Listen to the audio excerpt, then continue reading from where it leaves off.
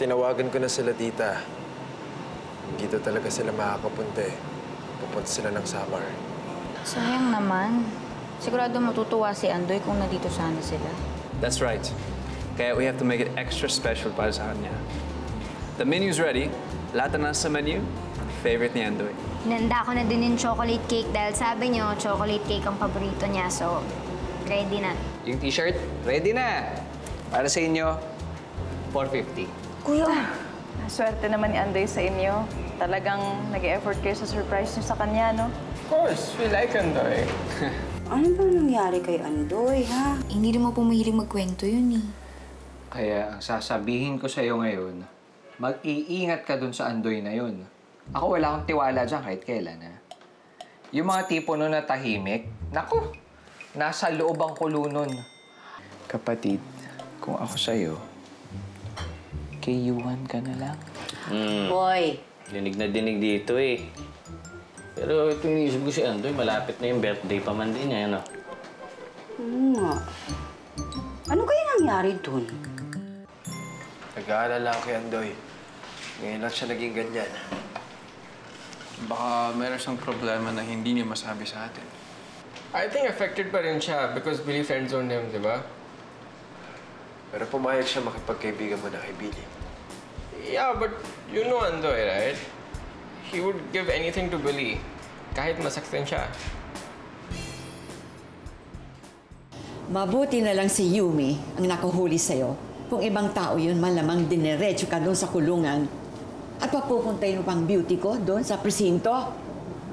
Sorry po, La. Hindi na po maulit. Ay, talagang hindi na maulit yun. Hindi ako papayag. Ano ba talagang nangyayari sa'yo? Is there something you're not telling me, ha? Pakiramdam ko po kasi, La. Initsapwera na po nila ako eh. Nagsimula ako rin sa pagdidesisyon sa bar. Tapos ngayon, kahit simpleng kwentuhan, hindi po nila ako sinasali. Nakakalimutan po nila ako. Ay, nako. Bumabalik na naman yung pagka-insecure ng batang ito. Iho, you have been friends for so many years. They're not going to do that to you, Iho. Mahalaga ka sa kanila, tandaan mo yan.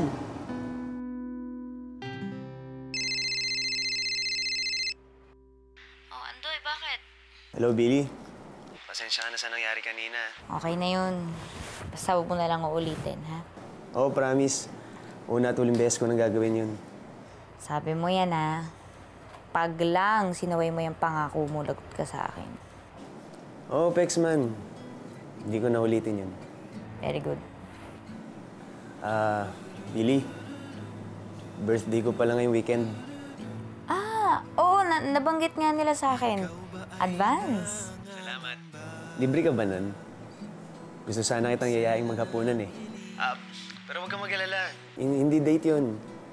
Gusto ko lang mag-celebrate kasama ka eh. Sige. Sinampal eh. Talaga?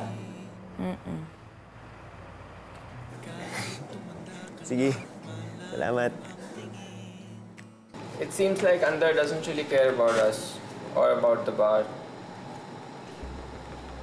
Oo naman. Chay, kaibigan pa rin natin si Andoy. Yes. Yuan's right. Kahit anong mangyari, we should stick together. Lalong ngayon. Okay. Sabi niyo eh. Actually, masaya pa rin ako kasi his childhood friend is here, diba? Baka mapunta ang attention niya sa kanya.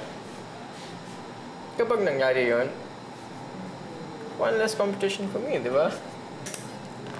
Why? You think titigil si Andoy sa pagliligaw kay Billy? Ako hindi. Dahil kahit nandiyan si Yumi, si Billy pa rin ang gusto ni Andoy. I don't mind. Kahit tatlo ba kayo, I'm confident. Sige. Uy! Eh naman, oh, nagabala pa kayo eh. Isa pa. Uy! Nandiyan pala kayo.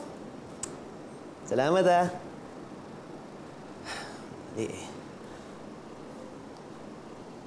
Jai! Ethan! Yuan! Billy! Nandiyan pala kayo. Bahala na nga.